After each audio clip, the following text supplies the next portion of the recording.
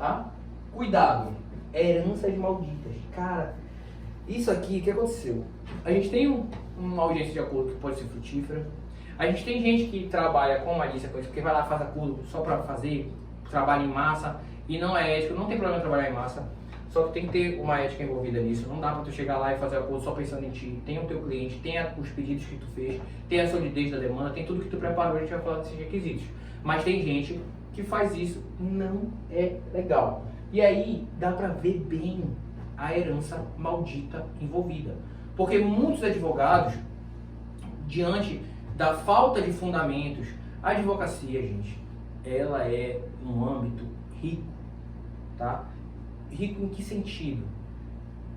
Advogados que não dominavam muito o empreendimento de escritório de advocacia conseguem ganhar dinheiro, porque mesmo ele perdendo, não tendo métricas, a gente tinha ali uma escassez muito grande de clientes, uma escassez muito grande de gente que advoga, uma escassez muito grande de gente que se posiciona. Então existe uma escassez muito grande e uma abundância de clientes que fez os advogados ganharem muita grana. Só que essas coisas mudam, as coisas ainda é abundante. O advogado ainda pode cometer muito erro e ainda obter sucesso. Isso basicamente é em tudo, na verdade. A gente tem a oportunidade aí, a vida nos dá a oportunidade de errar bastante, isso é bem claro. Mas a gente tem que melhorar o máximo possível. Não pode ficar aí assumindo, colhendo erros. E aí qual é o problema? Tem muita gente que ganhou dinheiro. Tem muita gente que tem dinheiro que tu nem sabe se é realmente pela advocacia. Já teve uma herança aí de cliente, já teve uma herança de escritório, teve uma herança de nome, tem várias heranças em relação à advocacia. A advocacia é uma área totalmente elitizada.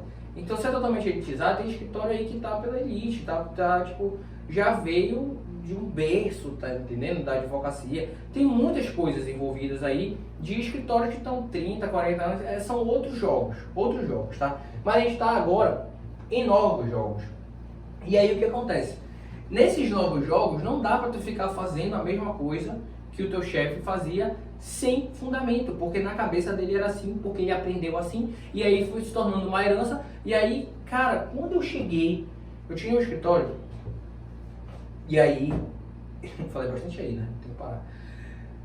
Fiz uma parceria. Nessa parceria, esses advogados que estavam lá queriam ir em todas as audiências. Moleque, quando eu disse que eu não ia, quando eu falei assim, eu não vou para audiência, quem faz as audiências são os advogados do escritório que estão representando aquele processo. Tu fez uma parceria comigo, não vem querer meter a mão na minha organização.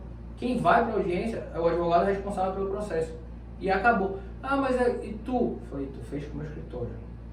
Eu não vou, não tem porquê. Porque eles têm a métrica, eles sabem o que fazer, eles sabem o que eles vão lá praticar. Chegava lá, esse advogado fazia umas paradas bizarras, gritava, ele achava que ele estava na mesa de pôquer, blefava, aumentava valor sem razão. Provavelmente ele aprendeu assim. Funciona só na cabeça dele. Ele pode ter fechado acordo por algum motivo, usando esse tipo de comportamento, tentando intimidar por posicionamento, por postura, advogados que não são experientes, mas isso é uma estratégia que vai, cara, tu vai sustentar teu escritório com base na postura e na forma como tu intimida advogados que estão com insegurança. Tu tá de sacanagem com a minha cara. É sério isso? Isso não é justo, isso não é legal pro teu colega, isso não ajuda a advocacia, isso não vai te dar segurança nos resultados que tu tá pretendendo. Isso é uma merda. O cara tirou isso da cabeça dele e ele fazia umas paradas assim, sabe? E aí eu ficava, não é só vencer, tipo, e eu sabia o que eles iam fazer, eu sabia que da forma como a gente faz, da forma como a gente criou o parâmetro, vai dar certo. E não precisa intimidar ninguém, não precisa de nada disso, tá? A gente cria valor, cria segurança, aumenta a segurança jurídica, a gente tem uma resposta melhor para os nossos clientes, se sentem mais confortáveis, não se sentem em um show, né? Não está ali exposto. Hoje muito melhor porque é virtual, então o cliente não tem mais que ficar exposto a advogados que se comportam dessa forma, se forem praticar isso na outra parte. Mas o que o teu chefe fez, embora ele possa ter tido sucesso em outro momento, não é o que vai te garantir sucesso agora. E o que ele fez, se não tem fundamento, pode não ter sido isso que tornou ele rico, pô. Se ele tem um escritório que tem nome, que tem riqueza, pode ter sido outras coisas. Na cabeça dele, ele pode falar que é isso. Mas ele não sabe, porque não tem métrica. Ele não sabe dizer se foi isso mesmo. Isso pode ter sido só um show, só um grito, que não serviu de nada, tá? Não serviu de nada, e ele acha que serviu. Ele acha que foi aquilo diferencial. Mas na cabeça dele, se tu for analisar, não foi aquilo. Pode ter sido a abundância de clientes e escassez de advogado. Exemplo. E aí, o marketing difícil acesso, gasto caro, outro jogo, outro tempo. Tá entendendo? Então, essas coisas podem ser úteis antigamente, mas a gente tem que quebrar essas coisas. Tá? A gente tem que ir para um lugar em que a gente tem uma qualidade de vida melhor, uma qualidade de atuação melhor. Aí a gente vai ficar degladiando a audiência? Tá doido? Isso é uma qualidade de trabalho para ti boa? Para mim não faz sentido nenhum. Tá? Então, esse tipo de coisa são heranças que as pessoas têm. Ah, porque fulano fazia assim. Tô nem aí, bicho. Não tô nem aí que fulano fazia assim. Se tu me explicar qual é o fundamento que ele fazia assim e mostrar que isso realmente gera resultado, eu calo minha boca.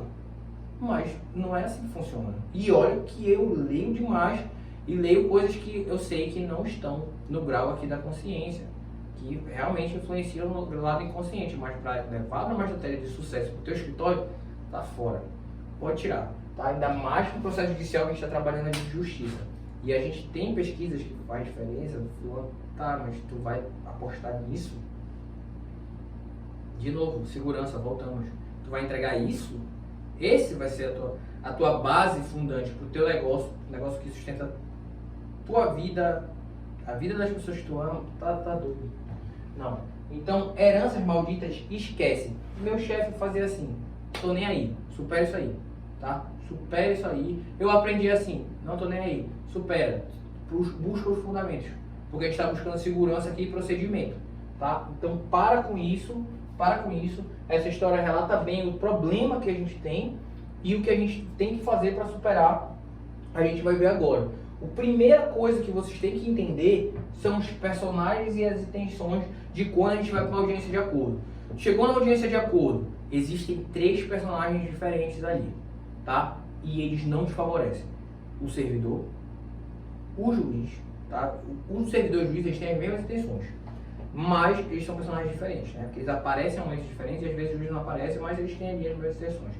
A parte adversa, tá? A parte adversa e tu, tá? Representando teu advogado, ou teu advogado já, teu cliente. Então, quem pode ser o advogado, tá? Então, o que acontece? A gente tem essas pessoas. O juiz e o servidor, o que eles querem? Eles querem acabar com o processo, meu amigo. Eles querem acabar com o processo ali, acabou, acordo, fechou, meta, CNJ, tá tudo bem. Ele quer fechar o processo. Ele não está nem pensando muito ali. Deveria pensar, deveria refletir que a gente está tratando de justiça, de pessoas que não receberam o mínimo. A gente vai discutir no seu trabalho ali o mínimo, tá? Em regra, essa é a questão ali. É um trabalho salubre. O cara é trabalhador. Como tem gente que gosta desse termo aí, ele trabalha. E aí não recebe o mínimo, chega lá e a gente vai passar a mão na cabeça do empregador, ou o empregador fez tudo certo, a gente vai passar a mão na cabeça do empregado que inventou o processo. Não dá. Então não dá para simplesmente tomar uma posição ao partido, e o partido deles é qual? Acordo. Esquece, a intenção dele é fechar acordo. Isso é um ponto importante. Intenção da parte adversa: pagar o mínimo possível. Se eles puderem não pagar nada, eles não vão pagar nada. Essa é a intenção deles, então você tem que entender. Um quer pagar o mínimo possível, o outro quer fechar o acordo de qualquer jeito, e tu quer que pague ali o máximo possível pro teu cliente. O máximo possível. O melhor que tu puder extrair, tu vai extrair, tá? Mas todos esses deveriam estar buscando ali o justo, né? Um parâmetro ideal. Não é assim que acontece. Tu vai chegar, o servidor vai falar coisas. Tem servidores e servidores, mas tem servidor que vai chegar lá e vai falar assim, ó, seguinte, processo é 100 mil, 50 mil. Ele vai pegar e dividir na metade. Ele não nem viu de onde é esses 50 mil, ele só dividiu na metade e acabou. Isso é injusto para ambos os lados, porque a parte pode ter construído o processo de 100 mil sem fundamento, ou o processo pode ser só verba rescisória e ter 100 mil. E aí eu vou abrir mão de verba rescisória por quê? Se é uma verba que deveria ter sido paga ali contratualmente, não está pedindo nada. Só a rescisão da pessoa, só o mínimo. Tá entendendo? Então não dá para abrir mão assim, só porque ele dividiu por 2, porque na lógica da cabeça dele deu certo, porque na cabeça dele ele quer fechar o acordo e acabou. Não é assim, até porque o nosso objeto não é uma mesa de poker, não é justiça. Então não dá pra gente ficar jogando as pessoas lá pra dentro e falar dividindo por 2 e acabou. Ela quer uma resposta jurisdicional. Então mesmo que seja um acordo, para evitar o prosseguimento, não dá pra gente desprezar tudo aquilo que a gente fundamentou, tudo aquilo que ela nos trouxe. A gente tem que dar uma resposta àquilo que ela nos trouxe, tá bom? Então, entender os personagens e a intenção são importantes para tu não te deixar levar por esse tipo de argumento, porque às vezes tu tá inseguro, tu tá começando agora na área trabalhista, a pessoa faz uma proposta lá de 50%, tu fala, é melhor aceitar, porque ele é um servidor, ele faz isso todo dia. Não é assim que funciona. Tu vai lá, tu vai sustentar os teus parâmetros e as tuas métricas. E quais são os teus parâmetros e as tuas métricas? Cara, tirar aqui uma parada de dentro do curso de novo, de dentro do estágio trabalhista, tá? Não a integralidade, mas a gente fala sobre isso lá e vou integrar aqui uma parte da aula que já mostra como é que funciona mais ou menos. A gente já tem até uma aula aqui sobre isso, eu imagino. Não tenho certeza, mas enfim, vou dar de novo aqui. RT, prova e cálculo. Esses são os 3 parâmetros mínimos que tu tem que dominar para fazer uma audiência de acordo frutífera, tá? Ir lá buscar, botar o dinheiro no teu bolso e pronto. 1 mês, 2 meses, 3 meses, todo esse resultado. Wide na manga de fato. Porque é muito rápido que tu recebe e é um valor grande e é um valor que se fosse cobrar contratualmente de uma empresa, não ia receber. Não ia. E as pessoas vão pagar felizes. Por quê? Porque elas vão receber 70%. Tipo, tu recebe 30%, imagina, ela recebe o dobro e mais um pouco do que tu recebe, então ela se sente feliz. Tá? Ainda mais quando tu entrega um parâmetro que ela não esperava, que ela está dentro de um parâmetro. Assim, tem empregados que se satisfazem, gente, com muito pouco valor. Eles vão atrás de vocês por uma pequena coisa. Ah, ele não me pagou nada. Se a pessoa tivesse pagado qualquer coisa para ela nem ia para a justiça. Mas ela foi lá por causa de uma coisa. Quando tu vê, tu vai lá, mostra pra ela, tu educa ela e fala, olha, devia ter tudo isso. Aí tu consegue comprar várias coisas e fazer uma coisa legal. Então a gente está aqui, métricas, RT, prova e cálculo. O que significa isso? A tua RT tem que estar solidificada, tem que fazer uma RT legal. Tá? Não dá para ser qualquer coisa. Por isso que não dá para falar de resultado, foi um acordo. Meu amigo, se eu chego com uma RT sem fundamento, tu acha que tu vai levar um acordo legal? Claro que não. Então a tua RT tem que estar adequada, os fatos têm que estar bem narrados para tu poder construir os teus pedidos e chegar lá na frente e a parte contrária falou, pô, ele explicou tudo, tá aqui o pedido, não fugiu nada, não foi pedir uma coisa aleatória, não tá pedindo dano moral aleatório, não tá, sabe, tá entendendo? Não é uma parada aleatória não. Ele construiu uma reclamação, uma inicial sólida. E isso vai fazer com que tu selecione pedidos para falar, olha, esses pedidos aqui eu não vou abrir mão. Por quê? Porque não tem porquê, esse é o mínimo. Então tu vai lá, como eles. E enquanto outros pedidos, que vamos dizer assim, são controversos, mas que eu tenho uma quantidade de prova relevante, eu também vou incluir na métrica do acordo. Então a gente tem aqui 2 polos, tá? Esses 2 polos são o seguinte, quanto mais o pedido tiver prova, mais ele se aproxima do incontroverso. Quanto mais ele se aproxima do incontroverso, mais ele tem a chance de ser incluído no acordo com o valor total. Se eu tenho prova daquele pedido, a minha RT foi bem construída, está lá os fatos, fundamentos, eu tenho prova dele, ele se aproxima do incontroverso. Se tem vínculo, não foi pago algo, ele se aproxima do incontroverso. Se eu tenho jornada ou qualquer outra que seja, coisa que seja, que eu tenho prova, se aproxima do incontroverso. Se eu não abrir mão 100%, eu abro mão parcial, mas quanto mais se aproxima do incontroverso, menos eu abro mão. Se eu tenho que construir alguma prova em audiência de instrução, entenda, esse pedido ainda precisa de prova. Pode dar uma besteira, a testemunha pode falecer, não aparecer e ficar nervosa e falar coisa errada, né? Tipo, às vezes, gente, as pessoas ficam nervosas que a gente conversa, a gente sabe a verdade, de fato, tu vai identificar ali. Chega na frente, ela se sente tão nervosa que ela não consegue expressar a verdade. Ela mente. Simples assim. Por que ela mentiu? Porque ela ficou nervosa e achou que a mentira, sei lá, era uma resposta mais razoável. E aí foi isso.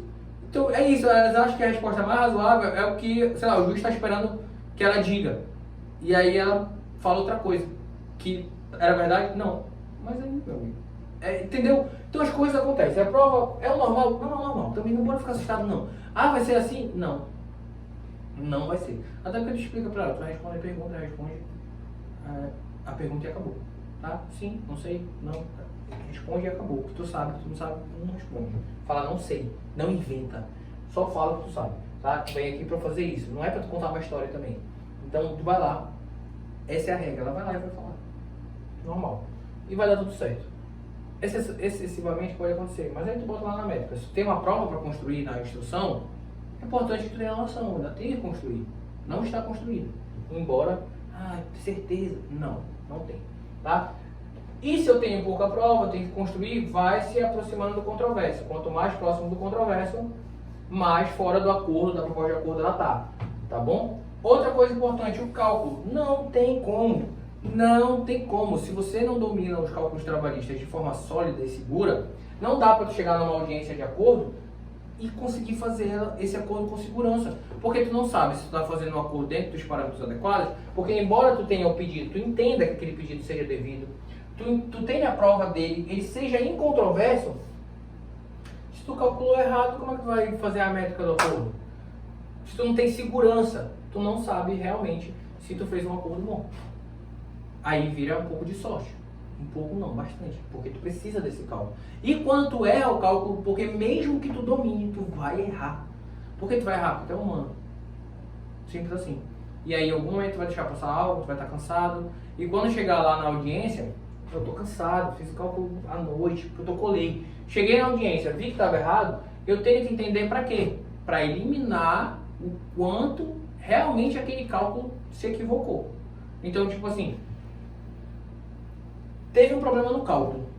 Eu levei uma métrica de acordo de pedidos. Falei, olha, esses pedidos eu não vou abrir mão porque eles estão próximos da incontrovérsia ou são incontroversos. Não vou abrir mão. Abri mão de multa, vou falar aqui do 467. Então eu abri mão das multas do 467.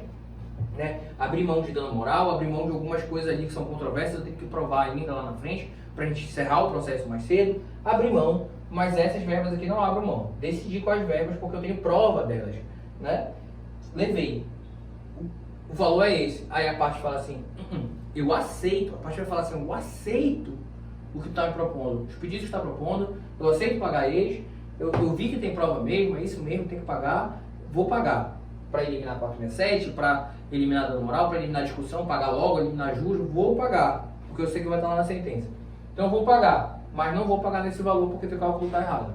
Quando ela faz isso, e tem gente que vai fazer isso só para te desafiar, para saber se tem segurança mesmo, entendo, vocês vão trabalhar com advogados de todos os tipos, né? Tem gente de todo tipo, em todo lugar. Então tem advogado que tá nem aí, ele vai lá para usar essas coisas, essas heranças malditas que a gente tem, né?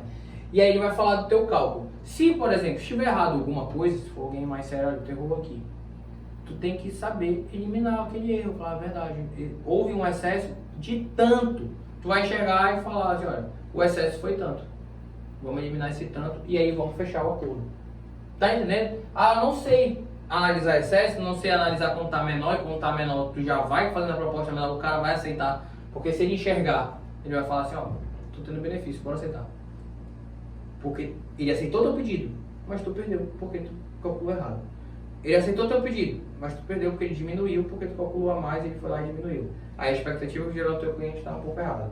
E pior de tudo, é ele te ameaçar um erro, não tiver erro, ou te ameaçar um erro, tiver um erro e tu perder a noção, porque tu não tem segurança no cálculo, e aí o teu cliente achar que ele foi mal representado e ficar nervoso, aí que ele aceita um processo, um valor de acordo mais baixo ainda.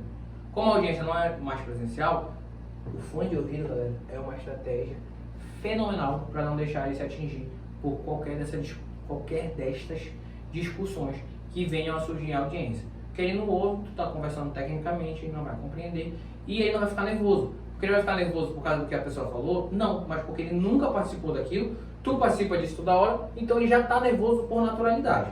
Porque ele nunca participou daquilo e ele tem várias fantasias na cabeça dele do que é uma audiência. Então, quanto melhor tu puder expor ele àquela situação e representar ele sem deixar ele para que outra parte atinja, porque a outra parte tenta tocar no emocional dele, faz de tudo. Com fone de ouvido, acabou isso daí, teus valores de acordo vão aumentar muito, inclusive o percentual de acordo que tu fecha. Outro ponto importante, depois desse, vocês já entenderam, são esses 3 pontos de requisitos que vão determinar antecipadamente o que vocês vão levar para a audiência. E o cálculo é um efeito absurdo para isso, tá? Mais um ponto muito importante que vocês têm que ter noção, o 467, só para falar dele. Vocês eliminam, vocês nunca estão com ele no acordo, obviamente, mas é importante mencionar, por exemplo, que os valores do acordo, eles são provenientes daqui, por isso que o valor de acordo é 50%, normalmente a multa por inadimplemento. Então, se não há um inadimplemento, a gente bota lá 50%, porque é a devolução desse 467, por exemplo, que a gente tirou, tá? Então, o valor do acordo fica aí basicamente no que seria incontroverso. Ah, Lindman, algumas situações, algumas várias é 30%. Por que é 30%? Porque ela está tentando, a gente tem um princípio, né? Que é da autocomposição. Se a gente tem um princípio da autocomposição, o que o juiz está tentando fazer? Ele está falando assim, olha, se tu aceitar um acordo, mesmo que tu não pague, tu não vai pagar o 467 e ainda vai pagar 30%, então é mais baixo que 467. Faz algum acordo aí, está tentando impulsionar a empresa a fechar um acordo, dando um percentual mais baixo. Então, basicamente, essa é a questão do 467. Só que nem sempre ele está presente na demanda, mas quando está, basicamente ele justifica esses percentuais de inadimplemento e multa, né? Valor de honorários, sempre tentar colocar ali os 30% de entrada, combinar com o cliente receber, tenta sempre essa entrada. Mesmo que tu não receba os 30% integral, o cliente queira parte da primeira parcela, vocês combinem parte da primeira parcela, dependendo do valor e tudo mais, tenta a entrada de 30% pelo menos, tá? Mas vai depender do valor, então isso aqui vai ficar mais discricionário. Mas tem uma coisa super importante aqui na audiência de acordo, né, que são os erros aqui que a gente tem que notar, tá? Captação, não dá para tentar salvar uma demanda que foi mal captada, mal avaliada. Se lá tu percebe que aquela demanda não devia ter existido, não dá para tentar salvar o acordo, não. Não te dá essa responsabilidade. Pode tentar? Pode. Mas se tiver um acordo ruim, não vai te culpar. O erro não está na audiência de acordo, tá? O erro está aqui na captação. Então, tu tem que dar os pontos para cada fase do processo. Se eu errei na captação, a audiência de acordo não foi frutífera por causa desse erro, o problema foi na captação. Não adianta tu ficar puto contigo em relação à audiência de acordo que tu fez, dizer que não é boa. Não, tem que analisar isso aqui, tá bom? Prescrição. Pô, tu pediu um processo e não aplicou a prescrição, não me interessa. Tu pode não ter aplicado por ter fundamentos, se tu tem solidez em não aplicar, porque a gente sabe, na advocacia do trabalho, vamos lá, na advocacia do trabalho não se reconhece prescrição ex officio. Então isso é trabalho da parte diversa se manifestar. Porém, se é uma litigante comum, é óbvio que qualquer advogado que entre ali vai alegar a prescrição, se ele não alegar, ele vai ter a oportunidade de alegar em sentença, né? Se pegar uma sentença alta, se a parte for sozinha, não souber sobre a prescrição, pegar uma sentença alta, ela vai chamar um advogado. Então, mesmo que tu não coloque a prescrição, por discricionalidade tua, tu tem que fazer um cálculo antecipado, tá, administrativo, e levar o cálculo com a prescrição para a audiência. Porque tu sabe que tu não pode coagir a pagar todo aquele período. Então, limita, nem que seja administrativamente, para chegar na audiência de acordo e não trabalhar em cima de uma perspectiva de um contrato integral e não conseguir verificar, porque no cálculo tem que conseguir verificar o que está ali dentro dos parâmetros do que tu pode coagir a outra parte a pagar, tá bom? Então, prescrição, quando não aplicar, leva pelo menos administrativamente lá para a audiência, mais da audiência, o cálculo sem a prescrição, porque se a parte chegar alegando isso, tu tem que considerar, né? Cálculo inseguro, se o cálculo tiver inseguro, cuidado para não deixarem manipular isso contra ti em excesso, tá? Cálculo tá com insegurança nele, tenta procurar ali os limites daquele erro, se tiver algum erro, tá? E, por favor, não calculem a menor, tentem se aperfeiçoar isso. Isso é um trunfo absurdamente importante para vocês e não dá para fazer a audiência de acordo de forma sólida, utilizando o procedimento, fazendo um trabalho bem feito sem dominar o cálculo. Simplesmente não dá. Porque tu vai trabalhar a RT, vai trabalhar os pedidos que tu definiu, mas eles vão expressar valores. E quando expressar valores, é aqui que eu tenho que saber se tá tudo certo, tá? O que a parte adversa levar, tomem cuidado. O que ela falar que, eu tenho prova disso, prova daquilo, muitas vezes não é verdade, mas tu tem ali que ter aquele senso de observação se realmente ela tem aquilo, vai ter uma conversa, vai conversar com o teu cliente, se o teu cliente confirmar, opa, realmente ela tem. Olha, aconteceu isso, ele vai falar sim. Aconteceu isso, ele vai falar, não, mentira, vai confiar nele, tá? Não vai falar, pode estar certo, confiar nele.